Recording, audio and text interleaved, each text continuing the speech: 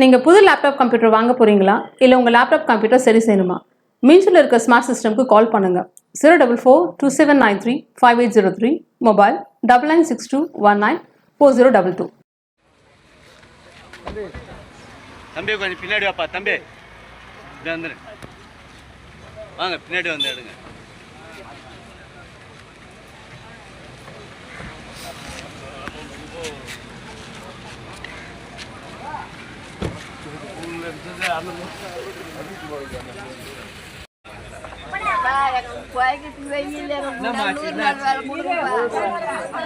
பாஸ்டா இருக்கு. ஒரு நாள் வேலை தான்.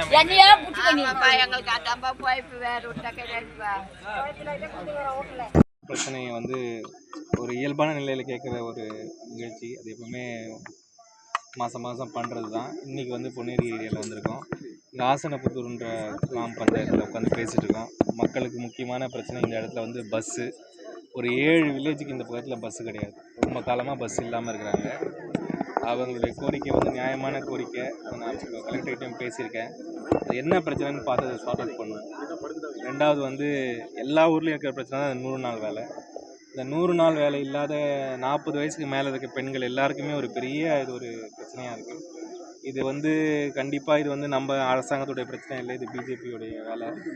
மோடி வந்ததுலேருந்தே இந்த 100 நாள் வேலையை நிறுத்துறதுக்கான எல்லா முயற்சிகளும் நடந்து கொண்டு தான் இருக்குது. இதையும் தாண்டி இவங்களுடைய பிரச்சனையை எப்படி சால்வ் பண்ணுறதுன்னு பார்ப்போம். அதுவும் இல்லாமல் இந்த பகுதிகளில் வந்து தண்ணீர் பிரச்சனை இதெல்லாம் இருக்க தான் செய்யுது. சில இங்கே ஸ்கூலுக்கு காம்பவுண்ட் கேட்டாங்க, அது நம்ம நிதியிலேருந்தே பண்ணியாச்சு. அப்புறம் பட்டா இந்த மாதிரி பிரச்சனைகள் எல்லாம் இருக்க தான் செய்யுது. கண்டிப்பாக இது வந்து திரும்பி இந்த ஊர்களுக்கு வந்து அந்த மக்களுக்கு வந்து நம்ம செஞ்சு கொடுக்குறோமோ இல்லையா, ரெண்டாவது அவங்களுடைய கஷ்டங்களை கேட்பது ரொம்ப முக்கியமான ஒரு வேலையாக நான் பார்க்குறேன். அதற்கு தொடர்ந்து நாம் செய்து கொண்டு இருப்போம். நம்மளால் என்ன முடியுமோ, அரசாங்கத்தால் என்ன முடியுமோ அதை கண்டிப்பாக நம்ம பண்ணி கொடுக்குற அந்த வேலையை பார்ப்போம். சார், அவங்க மக்கள் என்ன சொன்னாங்கன்னா, ஒவ்வொரு முறையும் எம்பி ஆகிறது, எம்எல்ஏ ஆகிறது வந்து பார்க்குறாங்க, குறைகளை கேட்குறாங்க, மனுக்களை வாங்குறாங்க. இல்லைன்னா நாங்கள் தேடி போய் அவங்களுக்கு கொடுக்குறோம். ஆனால் எந்த நடவடிக்கையும் இல்லை. இப்போ வந்திருக்க எம்எல்ஏ கிட்ட அவர் ஆஃபீஸில் போயிட்டு இவங்க மனுக்களை கொடுத்தா அவர் வந்து பதிவு பண்ணி அதுக்கான நடவடிக்கை எடுக்கிறதா சொன்னாங்களாம். கிட்டத்தட்ட 1.5 மாதம் ஆகுதா? இல்லை அப்படி, அதாவது வந்து இங்கே பிரச்சனைகள் எல்லா பக்கமும் இருக்க தான் செய்யுது. அதுக்காக வேலை நடக்கலைன்னு சொல்ல மாட்டேன். இந்த ரோடு வந்து ரொம்ப மோசமான நிலைமையில் இருந்தது. முதல்ல அவங்க என்ன சொன்னாங்கன்னா, பஸ் வர்றதுக்கு ரோடு தேவைன்ற மாதிரி ஒரு ஒரு கம்ப்ளைண்ட் இருந்தது. அதை இப்போ நிவர்த்தி செஞ்சு ரோடு போட்டாச்சு. இப்போ பஸ்ஸை விடணும். அது ஒரு ஸ்டெப்பை தான் பண்ண முடியும். கண்டிப்பாக மக்களுடைய எதிர்பார்ப்புகளுக்கு இந்த அரசாங்கம் கண்டிப்பாக இருக்கும். நாங்கள்லாம் முயற்சி செய்வோம் என்பது என்னுடைய வாக்குறுதி. முன்னாடியான விஷயங்களுக்கெல்லாம் நம்ம பதில் சொல்லிட்டு இருக்க முடியாது. கண்டிப்பாக மக்களுடைய வழிகளுக்கு நம்ம வந்து செவி கொடுக்கணும். அதில் வந்து இந்த மாற்று கருத்தும் இல்லை. சார், இப்போ எதிர்கட்சி எம்எல்ஏக்களை வந்து ராஜினாமா செஞ்சு ஆளுங்கட்சியில் சேர்க்க வைக்கிறாங்க. இது ஒரு குதிரை பேரம் இல்லைங்க. இன்னைக்கு அரசியல் தமிழக அரசியல் ஒரு பெரிய மாற்றங்கள் வந்திருக்கு. இது முன்னாடி மாதிரி இல்லை. இன்னைக்கு வந்து யாருமே யாரையும் வந்து கட்டாயப்படுத்தினா அது தவறு. கட்டாயப்படுத்தி நீங்கள் இப்படி தான் போகணும், அப்படி தான் பண்ணணுன்றது தவறு. ஆனால் அவங்கவுங்களே வந்து ஒரு ஆப்பர்ச்சுனிட்டியை பார்த்து அவங்க ரெசிக்னேஷன் கொடுத்துட்டு வரும்பொழுது அதை வந்து நம்ம வந்து தவிர்க்கலாம் முடியாது. அவர்களுக்கு வந்து இனிமேல் அரசியல் எந்த பக்கத்தில் இருந்தால் அவர்களுக்கு சரியாக இருக்குன்னு தோணுதோ அதை பண்ணுறாங்க. மற்றபடி கட்டாயப்படுத்துவது அப்படின்றது தான் தவறு. அது வந்து இப்போ அதெல்லாம் நடக்கிற மாதிரி எனக்கு தெரியல. சில கட்சிகள் உங்களுக்கே தெரியும், அவர்கள் வந்து ஆவலாக வெளியே பல கட்சிகளுக்கு போகிறாங்க, அந்த மாதிரி இருக்காங்க. அதனால் இப்போ ஒன்றும் அதை பற்றிலாம் நம்ம கட்டாயப்படுத்தாத போது அதை நம்ம இது பண்ண முடியாது.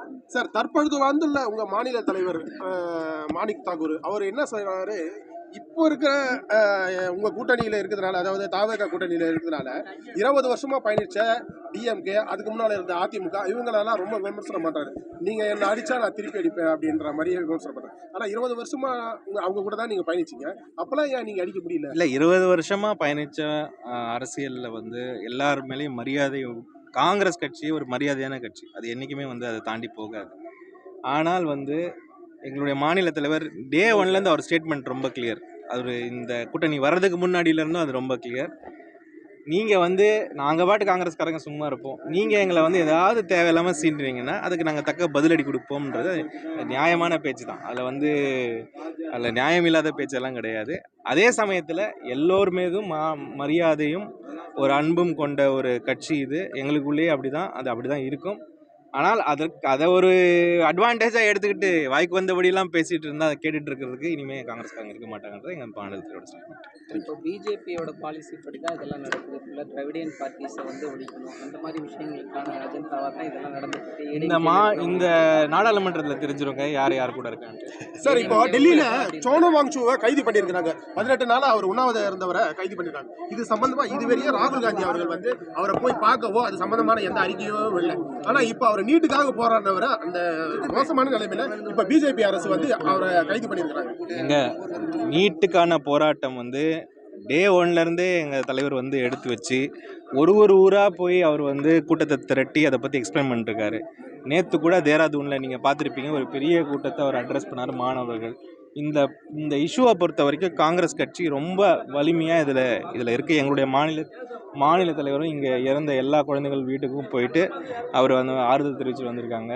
நேற்று எங்களுடைய ஸ்போக்ஸ்மேன் பவன் கேரா சோனம் வாங்சுக்கை சந்தித்து காங்கிரஸ் கட்சியின் சார்பாக எல்லா ஆதரவையும் தெரிவித்து வந்து கொண்டிருக்கிறார். நாங்களும் வந்து இதை வன்மையாக கண்டிக்கிறோம். இந்த மாதிரி சோனம் வாங்சுக் அவர் எங்கேருந்து வராரு, அவர் யார் என்னன்றதெல்லாம் விட்டுருவோம். அவர் உட்கார்ந்துருக்க விஷயம் வந்து ஒரு முக்கியமான விஷயம். இதே விஷயத்துக்கு நானும் இங்கே உட்காந்துருக்கேன். ஒரு காலத்தில் ஒரு 5 நாள் ஒரு உண்ணாவிரதம் நானும் இருந்திருக்கேன்.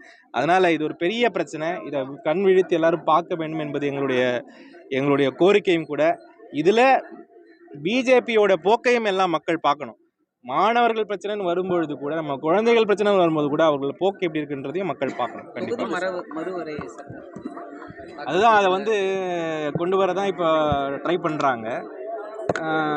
தொகுதி மறுவரை எப்படி இருக்கும், அந்த தொகுதி மறுவரைன்னு சொல்லாமல் பெண்களுக்கான இடஒதுக்கீடுன்ற மாதிரி கொண்டு வராங்க. இப்போ இதை எதிர்த்து இதை போராட வேண்டிய நிலைமையில் நம்ம இருக்கோம். எந்த மாநில அரசாங்கமும் மாநில மக்களின் ஒரு உரிமையை விட்டு கொடுக்க தயாராக இருக்காது. அப்படி யாராவது விட்டு கொடுக்க தயாராக இருந்தால் அவங்கள பற்றி நம்ம சொல்கிறதுக்கு ஒன்றுமே கிடையாது. அதனால் இதை எதிர்த்து வன்மையாக போராட வேண்டும். இன்றைக்கி எதிர்கட்சிகள் எல்லாம், இந்த அரசாங்கத்துக்கு எதிர்ப்பாக இருக்க எல்லா கட்சிகளும் இப்போ மீட்டிங் வைக்க போகிறாங்க. அந்த மீட்டிங்கில் வந்து அவங்களுடைய ஸ்ட்ராட்டஜி புரியும். அப்புறம் சுற்றியா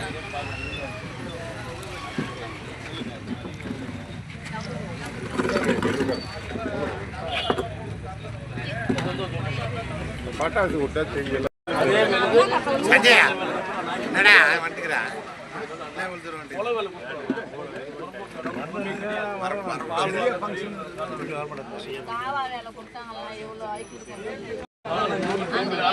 பஸ் இல்லை எங்க ஊர்ல முக்கியமா மெயினா பஸ் இல்லை எங்க ஊர்ல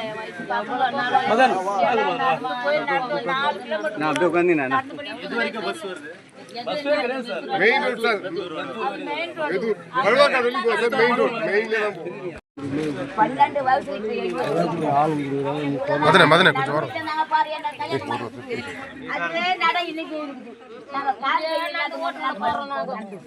ஆட்சி மாற்றம் வந்து விட, எந்த ஆட்சி மாற்றம் வந்து இந்த ஊருக்கு ஒரு விடிய வரல சார். விஜய்க்கு போட்டு ஓட்டு நாங்க விஜய் போட்டா பிஸ்கட் ஆயிட்டாங்க. அதெல்லாம் சொல்லாத, நம்ம ஐயா வந்திருக்காரு, அவருக்கு என்ன முறை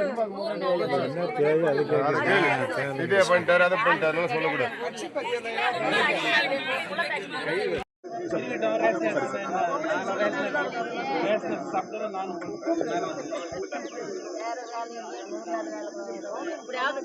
நெக்ஸ்ட் டைம் வரும்போது சாப்பிடுவீங்க? கண்டிப்பா கூப்பிடுறேன். 3வது தடவை ஒண்ணு வந்து நான் பாக்குறேன்.